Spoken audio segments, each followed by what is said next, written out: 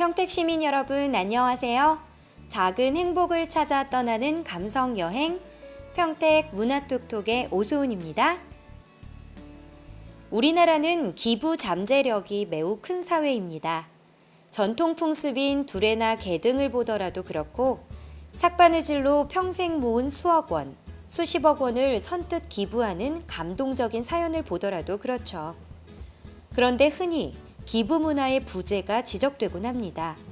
그것은 일상 속에서 실천하는 기부 문화는 아직 낮은 수위에 머물러 있기 때문인데요. 이러한 시기에 자발적으로 자신의 부와 시간을 이웃과 함께 나누는 성숙한 기업이 있습니다.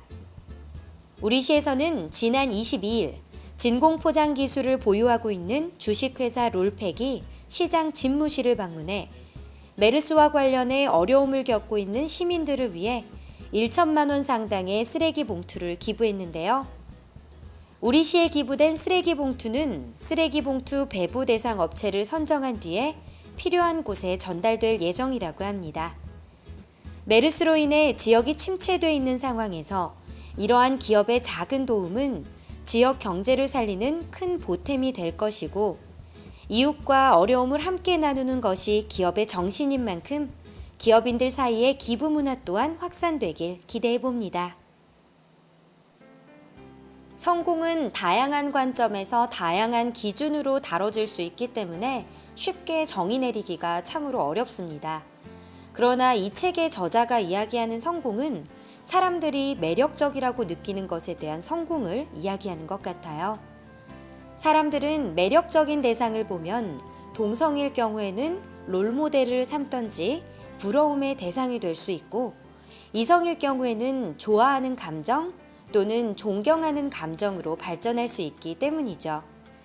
그런 점에서 사람에게 매력이란 누구나 소유하고 싶은 부분일 것 같아요. 저자 김소진 대표의 성공하는 남자의 디테일 4번째 이야기 시작할게요. 감사 일기를 쓴다. 오늘 하루도 무사히 보낼 수 있게 해주셔서 감사합니다.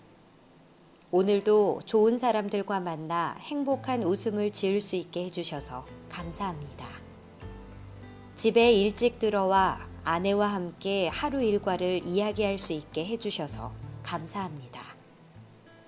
맛있는 점심 식사를 사랑하는 동료들과 함께 할 수 있게 해주셔서 감사합니다. 아침에 아이들에게 좋은 한 주 보내라며 용돈을 줄 수 있게 해주셔서 감사합니다. 김 부장은 오늘도 잠들기 전 혼자만의 감사 일기를 쓴다. 감사해야 할 이유가 없는 사람은 없다. 다들 자신이 갖지 못한 것만 보느라 불행해하고 자신이 가진 것은 보이지 않아 감사하지 못할 뿐이다. 그래서 우리는 늘 무언가 부족하다고 느끼며 사는 것 같다. 조금 더 돈이 많았으면, 조금만 더 똑똑했으면, 키가 조금만 더 컸으면 하고 말이다. 하지만 자신이 가진 것, 자신이 누리는 것들을 짚어보고 하나하나 감사하기 시작하면 내 삶이 그렇게 찬란할 수 없다. 유치하다 생각하지 말고 진짜로 감사 일기를 써보자.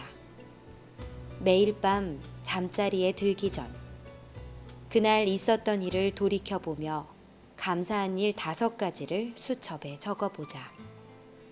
누구에게, 무엇에, 왜 감사한지 적다 보면 자신에게 주어진 긍정적인 면을 보게 되고 감사하는 습관이 생겨 삶이 놀랄 만큼 달라질 것이다. 성공하는 남자는 감사 일기를 쓴다. 그는 자신에게 주어진 하루하루를 선물이라 생각하며 자신의 삶을 행복하게 만들 줄 알기 때문이다. 감사할 일을 발견하라. 예전에는 속이 상할 때마다 마음을 풀기 위해서 일기를 쓴 적이 있어요.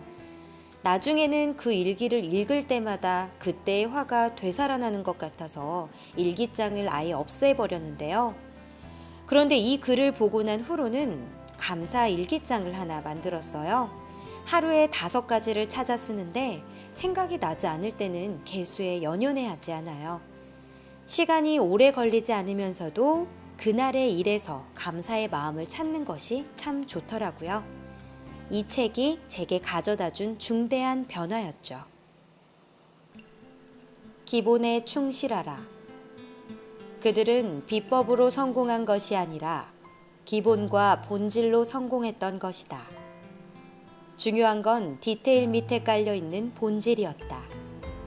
그러므로 독자 여러분이 이 책에서 제시하는 디테일을 실천하며 익숙해졌다면 이제는 그 밑에 깔려있는 본질, 그 디테일을 갖추게 된 이유, 그로 인해 얻고자 하는 궁극적 목적과 지향점이 무엇인지도 생각해 보았으면 한다.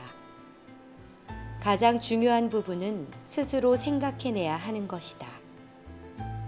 어떤 책을 읽는 것, 누구의 강연을 듣는 것 또한 유명한 누군가를 찾아가서 잠시 이야기 나누고 인증샷을 찍어오는 것만으로는 삶이 달라지지 않는다.